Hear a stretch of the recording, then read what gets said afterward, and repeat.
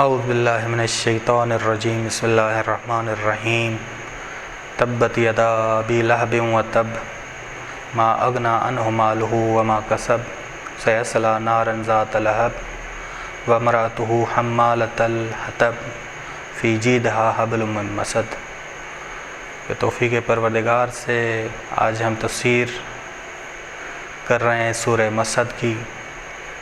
یہ 5 آیات پر مشتمل ہے۔ یہ سورہ مکے میں نازل ہوئی جب رسول خدا صلی اللہ علیہ وسلم مبعوث برسالت ہوئے تو لوگوں کو توحید کی دعوت دی۔ رسول خدا جب توحید کی دعوت دے رہے تھے، اب یہ ہے کہ یہاں گھر میں دے رہے تھے، یہاں حرا پہاڑ پہ دے رہے تھے، یہاں صفا پہاڑ پہ دے رہے تھے۔ یہاں گھر میں تھے، یہاں حرا پہاڑ پر تھے، یہاں صفا پہاڑ پر تھے۔ یہاں حکم بھی 2 قسموں کا، یہاں تو حکم سورہ شعراء آیت نمبر 214 ہے کہ وَأَنذِرْ عَشِيرَتَكَ الْأَقْرَبِينَ، آپ آگاہ کرو، آپ خبردار کرو، آپ ڈراؤ اپنے قریبی رشتہ داروں کو۔ یہ حکم آیا یہاں یہ حکم آیا سورہ ہجر کا، سورہ ہجر آیت نمبر 94، فَاصْدَعْ بِمَا تُؤْمَرُ، بس آپ جو آپ کو حکم ملا ہے وہ پہنچا دیں، جو آپ کو حکم ملا ہے وہ پہنچا دیں۔ بس رسول خدا صلی اللہ علیہ وسلم جس گروہ کو توحید کی دعوت دے رہے تھے، اس گروہ میں رسول خدا کا چچا ابو لہب تھا۔ کہ ابو لہب اس سورے کے نازل ہونے کے بعد اس کا لقب بنا۔ بس عبد العزیٰ اس کا نام ہے، عبد العزیٰ۔ عزیٰ بت کا نام، یعنی بت کا عبد، عبد العزیٰ بت کا عبد، جیسے عبد ود بت کا بندہ کہ آپ سنتے ہیں۔ عزیٰ بت کا عبد۔ ابو لہب کنیت کہ ہم کہہ چکے ہیں کہ کنیت تھی، اور یہ بعد میں مشہور ہوئی اس کی۔ جب یہ سورہ نازل ہوئی، نہ فقط رسول خدا کی دعوت توحید سے اس نے انکار کیا،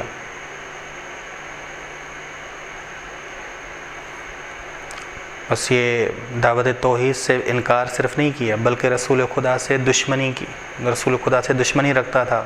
رسول خدا کی دعوت پر اس نے کہا کہ اگر میں ایمان لے آؤں تو مجھے دنیاوی مقام کیا ملے گا، مجھے کیا دنیاوی مقام ملے گا، مجھے کون سا منصب ملے گا، کون سی ریاست ملے گی۔ رسول خدا کا مذاق اڑایا۔ بس جاہل عرب بتوں کو خدا کے فیض تک پہنچنے کا ایک مستقل ذریعہ مانتے تھے، کہ خدا تک پہنچنے کا مستقل ذریعہ جانتے تھے، تبھی بتوں کی بندگی والے نام رکھتے تھے۔ ذہن میں رکھیں، ایک مستقل ہے، ایک غیر مستقل۔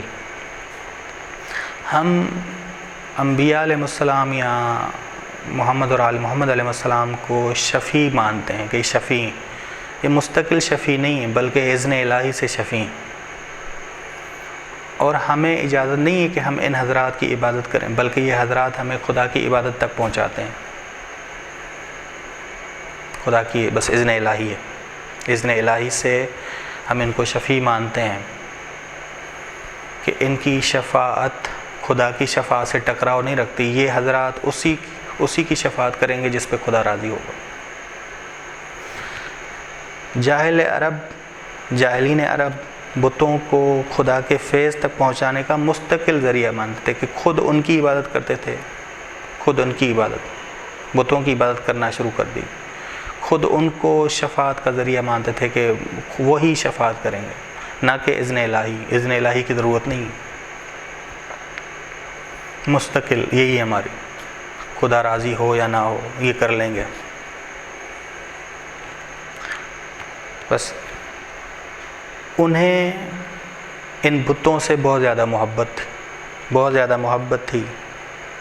یہ بندگی کرتے تھے، بندگی والے نام رکھتے تھے. عبد العزا، عزا بت کا بندہ. عبد ود، ود بت کا بندہ. ٹھیک.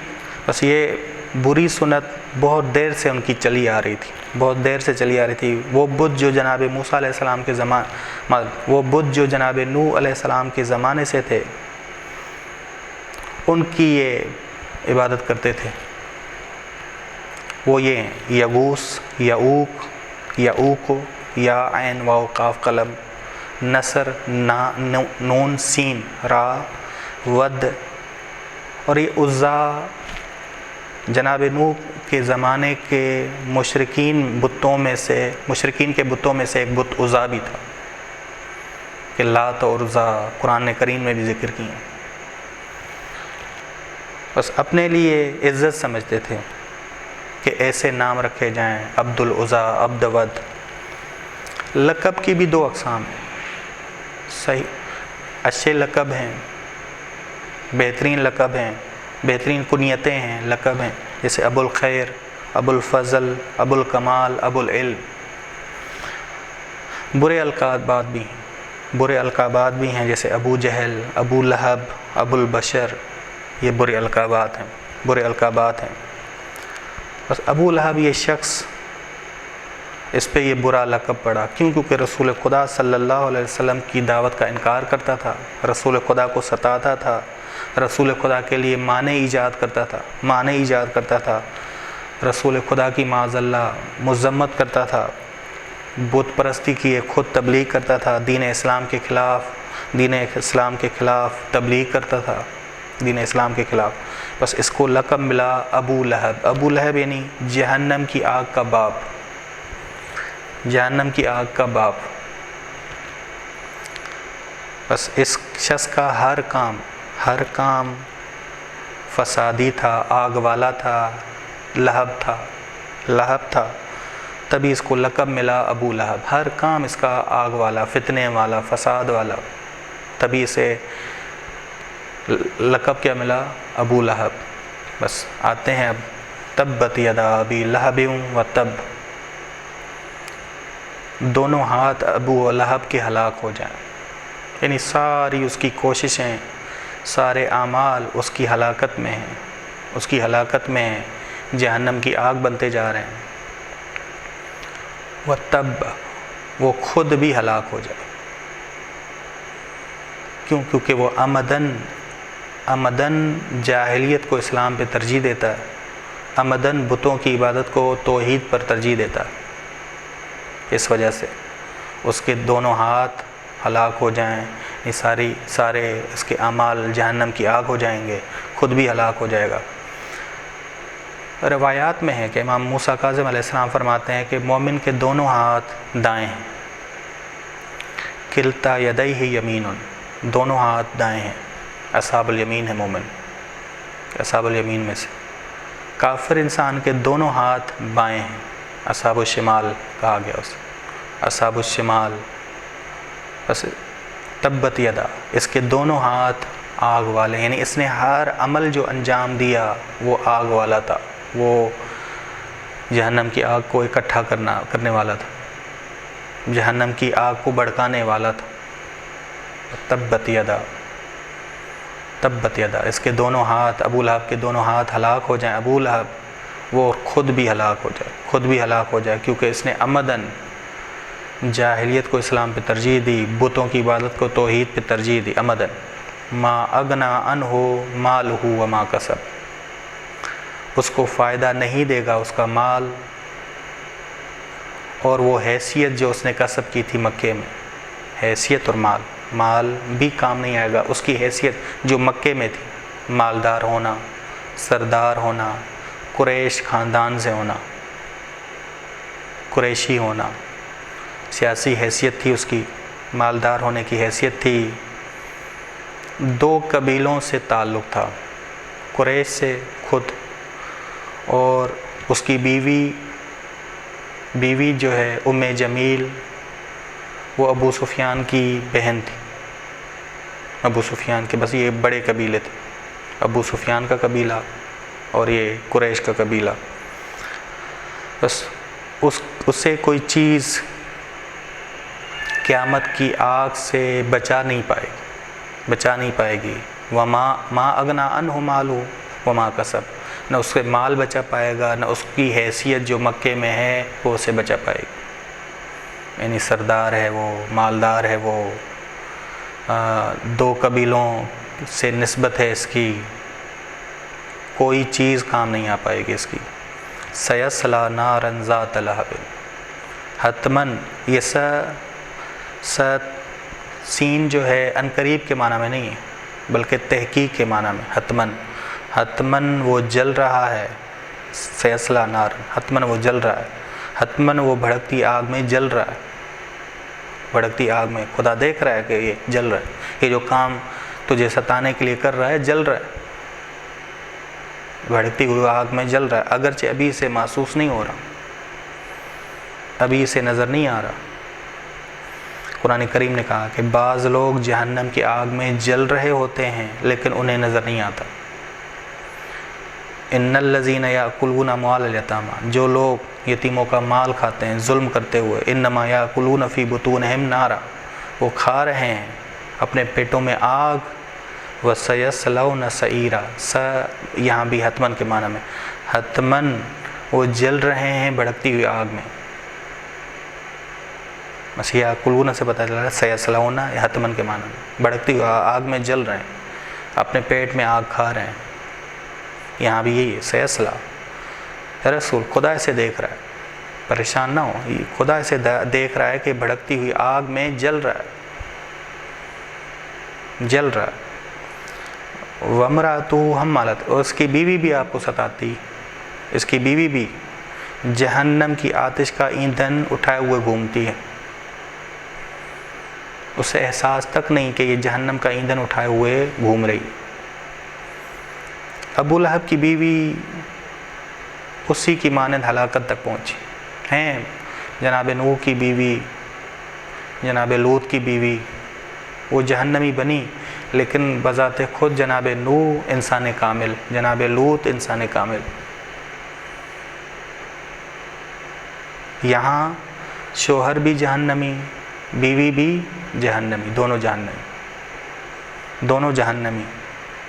بس جمیل رسول خدا سے دشمنی کرنے میں کم نہیں تھی، وہ شوہر کی مانند آگے رہتی تھی۔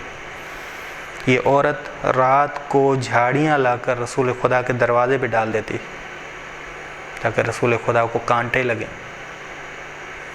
خدا کہہ رہا ہے کہ یہ جو کام کر رہی ہے یہ خود ایندھن لے کے، جہنم کا ایندھن لے کے خود گھوم رہی ہے، یہ ایندھن ہے اس کا، یہ اسے احساس نہیں، یہ جہنم کا ایندھن ہے جو قرآن نے کہا ہے۔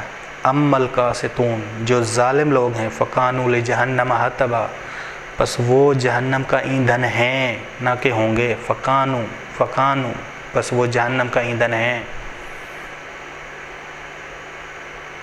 اما القاسطون، بس یہ بھی وامرأتہ حمالۃ الحطب، اس کی بیوی جہنم کا ایندھن اٹھائے ہوئے گھوم رہی۔ یہ جو جھاڑیاں کانٹے آپ کی راہ میں رکھتی ہے آپ کو ستانے کے لیے، یہ جہنم کا ایندھن ہے، خود تیار کیا ہوا۔ فی جیدہا حبل من مسد، اور اس کی گردن میں گناہوں کی زنجیریں لگی ہوئی۔